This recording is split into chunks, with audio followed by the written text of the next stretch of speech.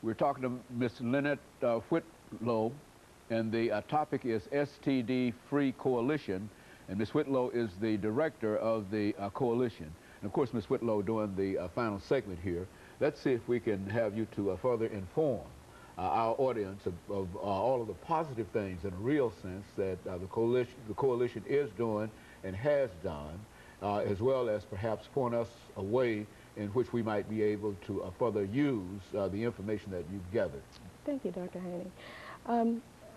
I can't talk about the positive things that STD Free, the coalition, has been able to accomplish without talking about who our partners are.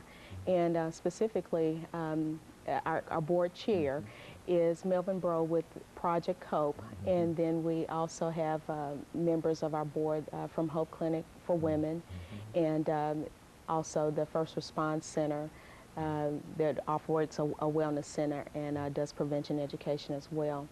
And the Metro Public Health Department, who is our contract agency, and the Department of Probation and Parole person sits on the board that is from that department, Metro Social Services also. We also have some individuals who represent radio stations. Sharon Williams, Sharon K, as she's known, is one of our primary persons that gets together with the coalition, and they've also done some hosting of some of our activities. By the way, which are National HIV Testing Day, that's one of our flagship activities. Also, something called, there's a lot of fun, called the STD Haunted House, which routinely, for several years, took place on the campus of Tennessee State University. That particular program is, in 2001, was the recipient of the Tony Cox Funding Award from the Cable Positive organization, and we're very proud of that. As well, that particular activity is replicated at sites across the nation. MTSU is a site that replicates that activity. The University of Alaska replicates that activity, and also a program, an AIDS service program in the District of Columbia, Washington, D.C., replicates it also. STD Free is a model program of the Centers for Disease Control. And because of that, it is also replicated, the program itself is replicated in Memphis, Tennessee.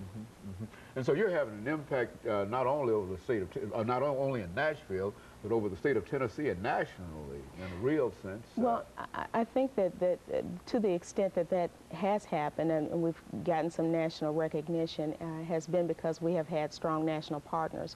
Project Wave was one of the partners in Project, which resulted in Project Wave Nashville here, which was a partnership between radio and STD Free, basically. And what we were able to accomplish with that was, I think, something that was kind of historic, and that is 3 urban radio stations who are fiercely competitive, sharing a stage under Sharon K's leadership and hosting to address the issue of HIV. And I don't know when that's ever occurred, and it happens every year at our National HIV Testing Day activity. So we're very proud of that as well. And so in real sense, you think that you might be able to bring some of the things that you're doing with STD into the HIV issue. Well, we work with both issues. HIV, of course, is a sexually transmitted disease. So when we're working with syphilis and talking about chlamydia, we're also talking about HIV and AIDS as well. And I think that's something that's a little bit different from